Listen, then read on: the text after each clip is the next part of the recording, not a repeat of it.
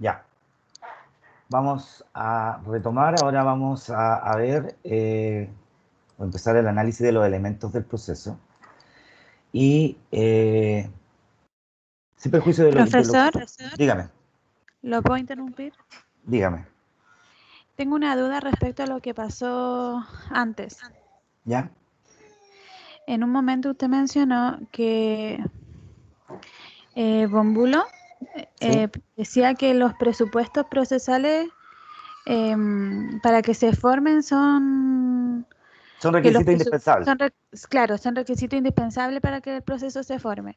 Y Claro. Goldschmidt decía que también eran importantes, pero que de alguna forma No eran indispensables no eran para que nazca el indispensables. proceso, sino que Exacto, se discuten dentro del proceso. exacto. Y después usted mencionó que ambas pueden coexistir una con la otra dentro A del las teorías, proceso. las teorías. Lo que pasa es que, a ver, lo voy a explicar. Lo que pasa es que Oscar von Bülow se le atribuyen dos grandes aportes. Uno es el de sacar eh, el crear una teoría de la naturaleza jurídica del proceso distinta de la civilista. Y otra cuestión que incorpora son los presupuestos procesales dentro de la doctrina procesal. Y qué es lo que hace Goldschmidt. Él, en definitiva, plantea una teoría que es reaccionaria a estas dos cuestiones que plantea von Bülow. Por un lado, en cuanto a su concepto de presupuesto procesal, y segundo, en cuanto a la naturaleza jurídica del proceso. Lo que puede coexistir son el tema de la naturaleza jurídica del proceso, y lo que yo les decía, ¿ya?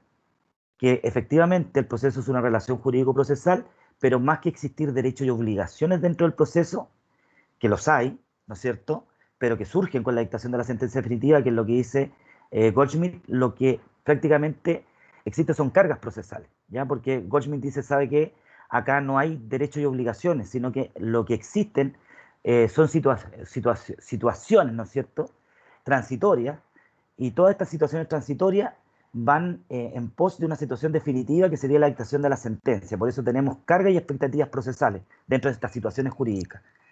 Pero estas dos teorías permiten explicar lo que hoy por hoy se entiende por proceso, que efectivamente es una relación jurídico-procesal, que efectivamente requiere de una serie de presupuestos procesales para que se configure válidamente.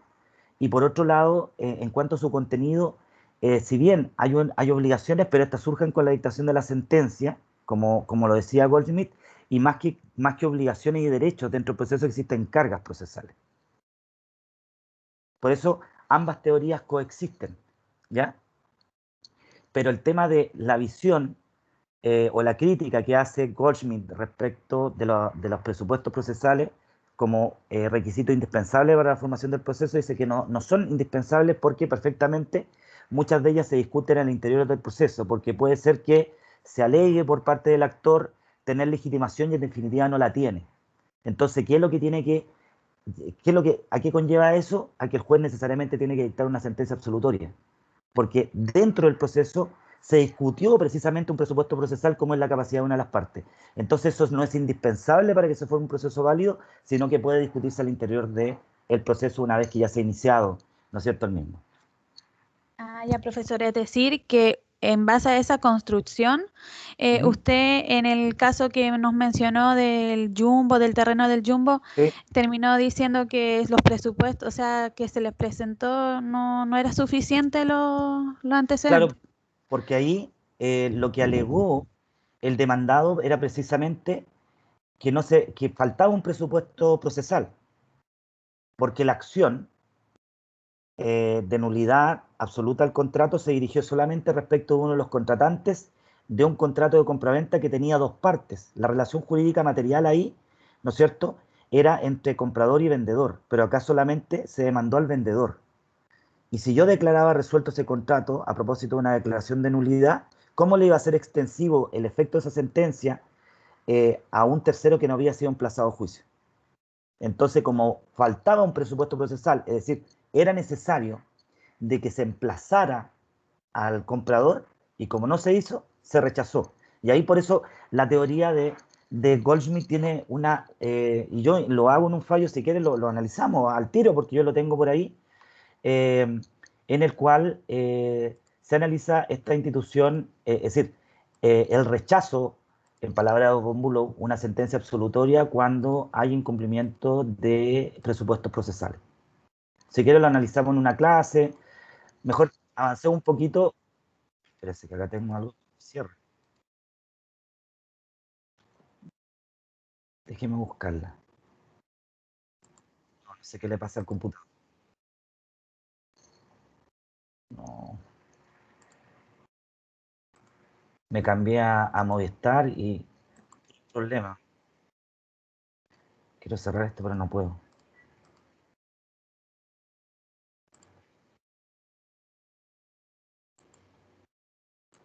Pucha. No. Ah. Ay, no. Espérenme un segundito, déjame ver qué pasó. Ahí está. Ahí parece que dice, sí, ahí está. Déjeme ver si la tengo acá, esa sentencia, porque en algún momento también la vi, que estuve eliminando. Estación. ¿Está cuál es?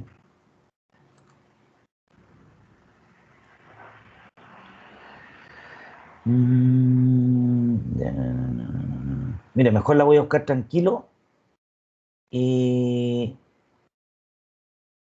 la próxima semana la vemos para, para que entiendan un poquito mejor por qué cuando falta un presupuesto procesal y siguiendo esta lógica de Goldschmidt, la ausencia del presupuesto procesal que se discutió en juicio lleva a concluir que efectivamente muchas veces los presupuestos procesales no solamente algunos se requieren para la formación del proceso, y vamos a ver cuáles. Por ejemplo, que el tribunal tenga competencia tanto absoluta como relativa, ¿no es cierto? Un juez natural, es decir, que el juez haya sido establecido con anterioridad, que el procedimiento esté establecido con anterioridad. Vamos a ir viendo, cuando analicemos los presupuestos procesales, que yo lo veo de una manera más bien pormenorizada, vamos a volver a tocar este tema de Goldschmidt y de Von Bülow. ¿Les parece? Ya, profesor, gracias. Bueno, en cuanto a los elementos del proceso, bueno, ustedes ya vieron que hay una relación, ¿no es cierto?, que se genera según la teoría de la relación jurídico-procesal entre demandante, demandado y juez, ¿no es cierto? Es una relación triangular, dinámica, ¿no es cierto?, entre que todos interactúan en ello, ¿no es cierto? Eh, pero sin perjuicio de las teorías que ya analizamos acerca de la naturaleza jurídica del proceso, y como les indiqué, tal como señala el profesor Orellana, el proceso lo que es una institución de derecho público que nace, vive y muere por la existencia de actos jurídicos procesales que son autónomos pero relacionados entre sí. Porque tenemos por un lado la demanda y por otro lado tenemos la contestación. Son actos autónomos pero que se van relacionando, ¿no es cierto? Que es necesario relacionarlo porque el juez, al final de cuentas, ¿qué es lo que hace? Resolver, conforme al artículo 160 del Código de Procedimiento Civil, que establece el principio de la congruencia civil, aquello que las partes han alegado en juicio y han sometido expresamente a la decisión del tribunal, porque si un juez resuelve más allá de lo pedido o resuelve algo que no ha sido pedido, su sentencia incurre en el vicio de ultra o extra petita. También tienen que tener en consideración que desde el punto de vista constitucional, el proceso se presenta como una existencia del debido proceso legal. ¿Por qué? Porque el artículo 19 de la Constitución Política así lo indica, al señalar, ¿no es cierto?, que el proceso debe estar previamente establecido, pero dijimos que el proceso era un concepto unitario, tiene una finalidad teológica, finalista, ¿no es cierto?, que es la resolución del conflicto. Pero, en definitiva, ¿cómo se va desenvolviendo ese proceso? A través de distintos actos o etapas, ¿no es cierto?, que están fijadas por la ley. ¿Y cuál es esa ley? La ley de procedimiento. Y conforme al artículo 19, número 3 de la Constitución Política, ese procedimiento tiene que estar previamente establecido por la ley antes de la ocurrencia del hecho, ¿ya? Y por lo demás, en este proceso, el proceso debe ser tramitado conforme a las normas, a las mismas normas procedimentales que establece la ley. Por ejemplo, si usted intenta una acción reivindicatoria, es una acción ordinaria. Conforme a las normas de procedimiento que están contenidas en el Código de Procedimiento Civil, esa acción, ¿no es cierto?, de carácter ordinaria, tiene que tramitarse a través del juicio ordinario. Va a depender de la cuantía, si vamos a tener más o menos etapas, ya que va a depender de la cuantía si se va a tramitar esa acción conforme a la regla del procedimiento ordinario de mayor cuantía, menor cuantía o mínima cuantía. en la medida que es menor la cuantía, se va desformalizando el proceso y va teniendo menos etapas. Pero siempre es necesario que el proceso se tramite a través de las reglas procedimentales que el mismo legislador previamente debe haber establecido, y con ello lo que se busca es que siempre se cumpla, porque de ser de otra manera se estaría infringiendo la garantía del debido proceso. Y por eso mismo el legislador además tiene una carga adicional conforme a esta norma, ya que esas leyes o normas procedimentales tienen que ser racionales y justas, ¿no es cierto? ¿Por qué? Porque es una garantía constitucional contemplada dentro del debido proceso. Esto siempre teniendo en consideración que es en el proceso donde los jueces o los tribunales, ¿no es cierto?, ejercen su potestad jurisdiccional, es decir, es en el proceso o por medio del proceso donde se expresa el ejercicio de la actividad jurisdiccional a través de actos jurisdiccionales. ¿Cuáles son esos? Los más importantes, como dijimos, las resoluciones judiciales, y que les pedí que ya desde ya se fueran aprendiendo el artículo 158 del Código de Procedimiento Civil, que define, ¿no es cierto?, en nuestro ordenamiento jurídico cuáles son las resoluciones que existen en nuestro ordenamiento, ¿ya? Desde otro punto de vista, el proceso se nos manifiesta como el medio establecido por la Constitución para que las personas ejerzan un derecho. Lógicamente, ¿cuál es ese derecho? Exigir o impetrar a los tribunales de justicia que se les otorgue una efectiva tutela judicial, ¿no es cierto? ¿Tutela judicial a qué? A un derecho o interés que, según lo que señala en este caso el actor, le está siendo desconocido, ¿ya? ¿Para qué? ¿Cuál es la finalidad de esta tutela efectiva judicial? Lograr que ese derecho que se dice que no está siendo respetado, que está siendo vulnerado, sea respetado y se deje de vulnerar. En este punto, hay un procesalista italiano, que es Piero Calamandrei, quien sostuvo acerca del proceso una cuestión que es bastante importante, y esto a propósito del contencioso civil. Él decía que en un proceso, como existen por regla general dos partes, un principio fundamental y que es su fuerza motora, la fuerza motora del proceso, es el principio del contradictorio. ¿Cuál es el principio del contradictorio? Esto de que usted siempre va a tener derecho, frente a una petición de su contraria, a tener la posibilidad de decir lo que corresponda frente a esa petición. Por ejemplo, si usted como demandante promueve un incidente de nulidad de un determinado acto procesal, el contradictorio que dice, el tribunal, para resolver esa solicitud de quien está incidentando, tiene que conferir el traslado a la contraparte, es decir, a aquel que es el demandante o el demandado, dependiendo de quién promueva el incidente de nulidad. Y de esa manera, ¿no es cierto?, el juez, teniendo, ¿no es cierto?, la opinión, en un término muy sencillo, la opinión tanto del demandante y del demandado respecto de un acto procesal, tiene que dirimir si efectivamente ese acto adolece de algún vicio de nulidad, ¿ya? Desde este punto de vista, lo que decía Calamandrei, que en este escenario, las partes en el proceso frente al juez no se encuentran en una situación de súbditos, ¿ya? Entendidos ellos como un objeto de supremacía, ¿no es cierto?, en el cual debieran obedecer pasivamente. Es decir, si el juez dice, ya, se me paró la cola, lo condena usted a tal cosa, dice que ese no es el rol de la parte en el proceso, sino que estamos en presencia, en el caso de las partes, de ciudadanos libres y activos, quienes frente al juez no solamente tienen ciertos deberes que cumplir, sino también tienen derechos que se respetar. Por ejemplo, usted como abogado, y esto más allá de los derechos y obligaciones que pueden surgir del proceso a propósito de lo que vimos nosotros, y también la propia parte tiene el derecho a exigirle a un juez o a un auxiliar de la Administración de Justicia el debido respeto. No pueden permitir que se les falte el respeto dentro de parámetros normales. No sé si ustedes vieron o escucharon un video de una chica que estaba en una audiencia laboral y empezó a tutear al juez y empezó a increpar, incluso hasta la insultó.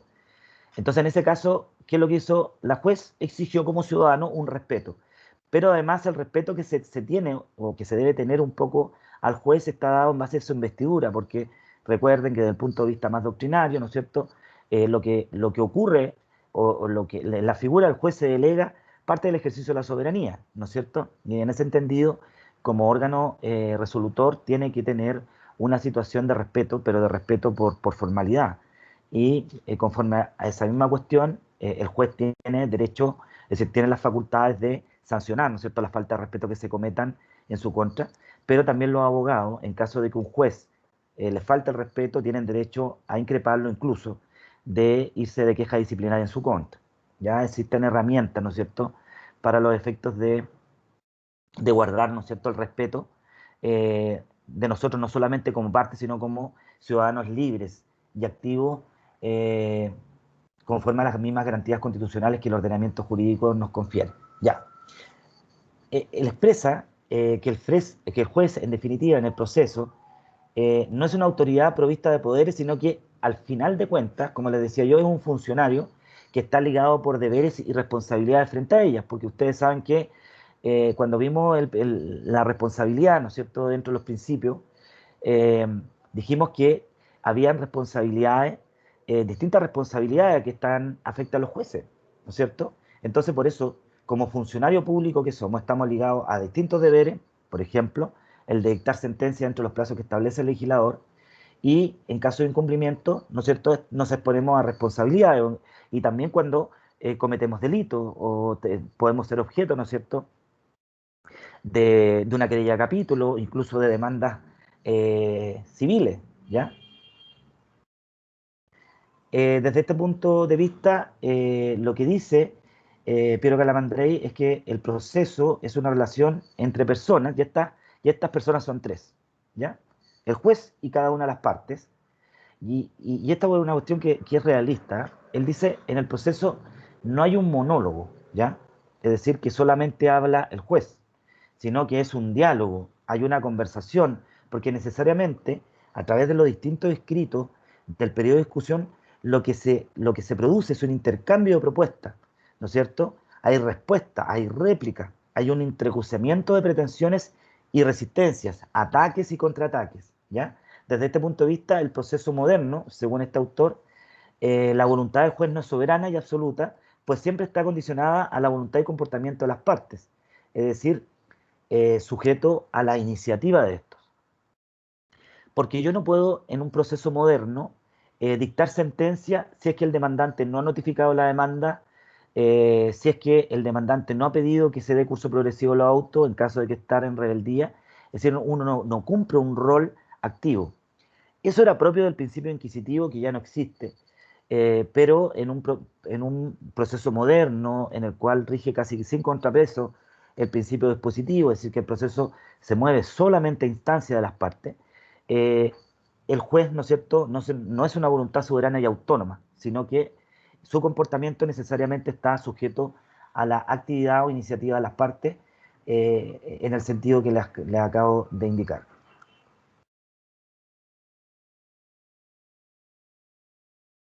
Entonces, desde este punto de vista, dice que sin un diálogo triangular no va a existir proceso en este sentido moderno de la palabra, y es manifestación esta cuestión de un Estado democrático en el que necesariamente se debe respetar a todas las personas, y con ello lo que se pretende erradicar del proceso precisamente eran estas facultades inquisitivas del juez, en la que en el antiguo proceso penal, por lo menos en Chile, tenía facultades de investigar, acusar y condenar, ¿no es cierto?, a una o más personas, y en ese proceso penal antiguo, las personas que eran investigadas penalmente tenían pocas posibilidades de ser efectivo el contradictorio, ¿ya?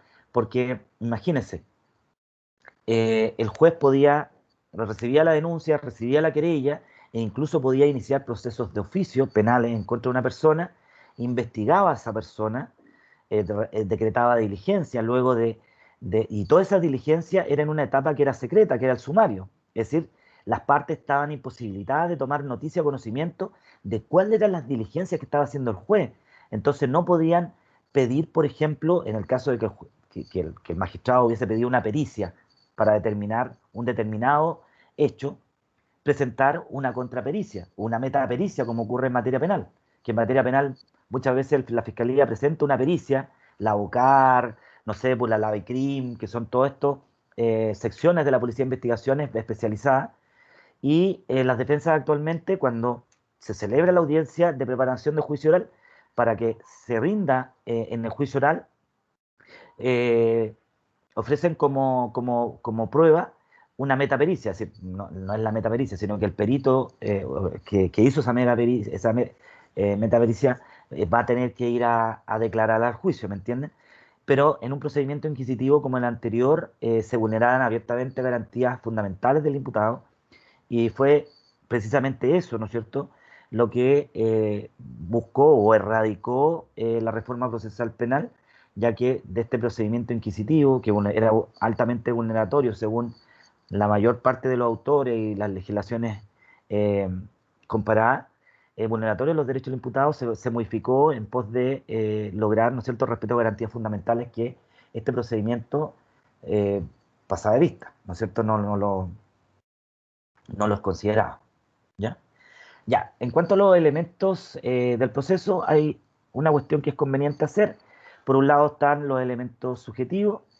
Ello guarda relación con la contienda judicial que está siendo conocida por el tribunal. En concepto de Colombo, ese conflicto de interés y relevancia jurídica, en términos más simples, va a ser este enfrentamiento de intereses contrapuestos o este conflicto intersubjetivo de intereses que se producen entre las partes que están litigando en el juicio. Eh, y sobre este punto se debe expresar que dicha contienda lo que va a permitir es que el conflicto entre las partes sea llevada ante un órgano, ¿cierto?, imparcial que ejerce jurisdicción.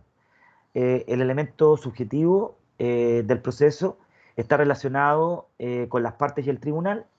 En términos muy simples, las partes son aquellas personas cuyos intereses están en pugna dentro del proceso, siendo estos los que desean hacer valer sus pretensiones o contrapretensiones, lógicamente. Eh, Respecto de esto último, se debe estudiar el concepto de lo parte en el sentido material. Ya lo hemos señalado. En un sentido material, las partes son aquellas personas que se vinculan por la relación jurídica material, que según Savigny ya habíamos visto, que es la que se produce entre dos más personas determinadas en relación a una norma jurídica. Y en el sentido formal, qué es lo que son las partes, las personas que participan en el proceso y que no necesariamente están vinculadas entre sí mediante esta relación jurídico-material. Tradicionalmente, las partes han sido divididas en partes directas, que son aquellas personas que coinciden con los conceptos clásicos de parte, es decir, con demandante y demandado. Precisarles desde ya que el Código de Procedimiento Civil no define este concepto, pero sí parte del supuesto de que éstas deben cumplir en el proceso con una serie de obligaciones o cargas, ¿no es cierto?, procesales. Por otro lado, tenemos las partes indirectas, que son aquellas que intervienen en el proceso con posterioridad a su inicio y que pueden sostener posturas armónicas, independientes o incompatibles con la de las partes directas. Cuando veamos la intervención de los terceros, vamos a ver que nuestro Código de Procedimiento Civil contempla, a propósito de la listis consorcio o pluralidad de partes, la intervención de ciertos terceros, ¿no es cierto? Están los terceros coayudantes, que son los que tienen un interés armónico con las partes y que muchas veces pasan, luego de formada o perfeccionada la relación jurídico-procesal, pasan a ocupar el lugar, pasan a ocupar en el proceso un lugar como demandante o como demandado. Luego tenemos los terceros excluyentes, que son aquellos que lógicamente tienen un interés absolutamente distinto, y los independientes, que tienen también intereses que no guardan relación con, independiente a al interés que tienen las partes en el juicio.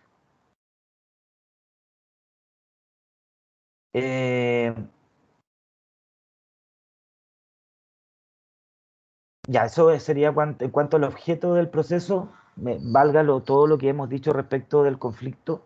Eso también lo vieron ustedes en los primeros cursos. En cuanto al estudio del conflicto, si quieren lo podemos volver a ver, pero como les digo, es algo que ya está más que visto, y ahora nos corresponde ver otro de las partes del proceso, que es el juez.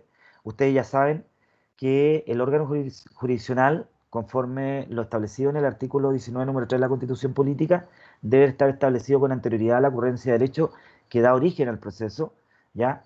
Y también, según lo ya dicho, este proceso debe tramitarse conforme a un procedimiento racional y justo que debe ser establecido por el legislador. Por otra parte, se debe indicar que la mayor o menor intervención del juez en el proceso está determinado por el procedimiento, ¿no es cierto? Procedimiento que va a estar o no inspirado por un determinado principio. ¿Alguna duda? ¿Aló? ¿No? No, profesor. ¿No? Ya. No, profesor. Es que pensé que alguien quería hacer una pregunta. Entonces yo les decía que la mayor o menor intervención del juez va a depender de cuál es el principio que informa el procedimiento. Vamos a retomar lo que acabamos de decir. Hoy por hoy, el principio dispositivo es el que tiene mayor aplicación en todos los procedimientos y significa que corresponde a las partes dar inicio al juicio con la presentación de la demanda, y son ellos los que tienen que proporcionar al tribunal los elementos para su decisión. Es decir, en su demanda deben estar contenidas sus pretensiones, en la contestación tienen que estar contenidas sus contrapretensiones, sus excepciones, tienen que aportarle la prueba. Es decir, son las partes las que tienen la obligación de llevar o dar curso y poner en movimiento el proceso de manera tal que el juez lo que tiene que hacer es abstenerse de ponerlo en movimiento, encontrándosele prohibido, ¿no es cierto?, tomar iniciativas encaminadas a iniciar el proceso, ¿ya? Y también se le encuentra prohibido, ¿no es cierto?, la posibilidad de establecer la verdad y conocer cuál de las partes tiene la razón al afirmar o no los hechos, ¿ya? Hoy por hoy, en materia civil, en materia laboral, más familia, en todo lo que ustedes quieran, siempre tiene que haber actividad, ¿no es cierto?, del sujeto activo. En todos los juicios, salvo en lo penal, ¿no es cierto?, tiene que haber un demandante. En lo penal se activa el proceso, se inicia el proceso mediante la presentación de una querella. Es el querellante perfectamente la puede presentar en el juzgado de garantía, lo tiene que presentar en el juzgado de garantía, y lo que hace el juzgado de garantía es hacer un examen de admisibilidad, determinar si efectivamente es admisible, si se cumplen los requisitos que establece el Código Procesal Penal, y declarar admisible, remite la querella y los demás antecedentes al Ministerio Público. O perfectamente el Ministerio Público, ¿no es cierto?, mediante denuncia de las policías o de cualquier ciudadano, iniciar una investigación criminal, y cuando tenga los antecedentes necesarios, ¿no es cierto?, para formular una acusación, formalizar la misma o adoptar alguna de las posibilidades que le otorga el Código Procesal Penal, ¿ya? Es decir, sobreseer definitivamente, no perseverar o acusar, y en ese entendido el acusar, ¿no es cierto?, requerir simplificadamente al imputado, proponer acuerdos, salida alternativa, promover que se celebre un juicio abreviado, etc. Pero el tribunal propiamente tal, en materia penal, dejó de ser inquisitivo como lo era antes. Es decir, ahora toda la actividad viene del exterior, de quienes reciben el nombre de intervinientes, ¿ya? Denunciados, denunciantes, víctimas, Ministerio Público, querellante, ¿ya? Desde el punto de vista de quienes debiesen, ¿no es cierto?, promover el inicio de un proceso penal. Nunca de oficio por el tribunal. Y si el tribunal o el juez toma conocimiento de la comisión de un hecho delictivo, tiene que denunciarlo ante el Ministerio Público. Antes, que lo que hacía, iniciaba de oficio la investigación criminal. Ahora no. Tiene que remitir los antecedentes al Ministerio Público en cumplimiento de una obligación legal.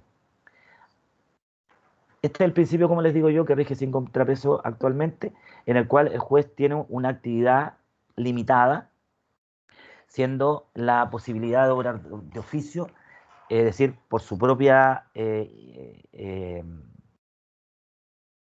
iniciativa, ¿no es cierto?, de manera excepcional. Vamos a analizar los casos en los cuales el juez tiene o puede obrar de oficio, pero necesariamente decirles que eso solamente va a ocurrir cuando la ley expresamente así lo autoriza. A diferencia del principio inquisitivo, el juez, como parte del proceso, tenía una mayor intervención, era más activo, tenía un rol de control del proceso, ¿ya? Porque, como ya les dije, tenía la función de investigar la verdad por los distintos medios que el ordenamiento jurídico le entregaba para alcanzarla. No era necesaria la actividad de las partes, la actividad de las partes no lo obligaba ni lo limitaba, ¿ya? Porque él, al final de cuentas, investigaba e iba solicitando diligencias probatorias en la medida que avanzaba la investigación. No sé, pues, tenía un informe, una orden amplia de investigar, y de ahí habían el policía de investigaciones, había logrado entrevistar a 20 personas, de las cuales 5 vieron el hecho. Entonces, ¿qué es lo que hacía el juez? Lo citaba a declarar. Luego de la declaración de esos testigos decía, no, pero ¿sabe qué? Yo supe que tal persona también, lo citaba. ¿Sabe que no? Que yo también vi esto, había un arma, le pedía a las policías buscaran el arma, etcétera, etcétera. Entonces, ahí, al final de cuentas, era casi un amo y señor del proceso, ¿ya? Y las partes solamente intervenían cuando el sumario, es decir, esta etapa secreta, reservada, era levantada, en lo cual se producía cuando la causa era elevada a plenario, que era cuando se dictaba por parte del juez el- el- la acusación. ¿Ya?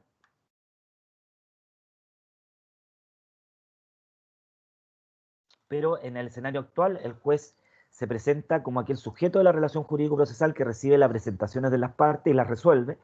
Dijimos que, ¿cómo resuelve estas presentaciones de las partes? Por medio de actos jurisdiccionales, específicamente a través de resoluciones judiciales, que son expresiones, manifestaciones de voluntad del juez vinculadas a una petición realizada por las partes, ¿no es cierto?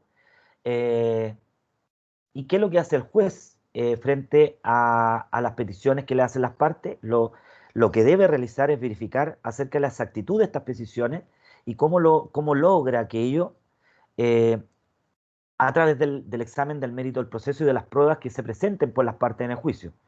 Y todo ello con la finalidad de hacerlo avanzar, pues su misión final siempre será la de fallar o resolver la contienda jurídica que ha sido sometida a su decisión.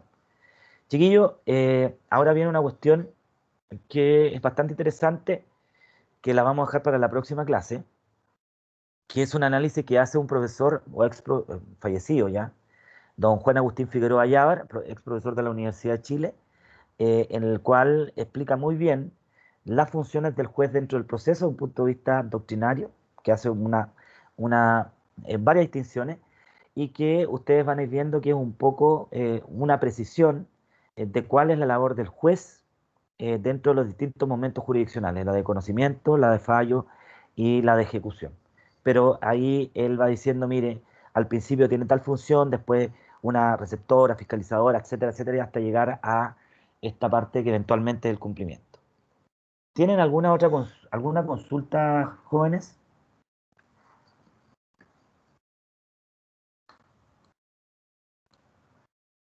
¿No? No, profesor. Ya, entonces nos vemos el próximo martes. La primera semana esta que tienen de receso, ¿cuándo es?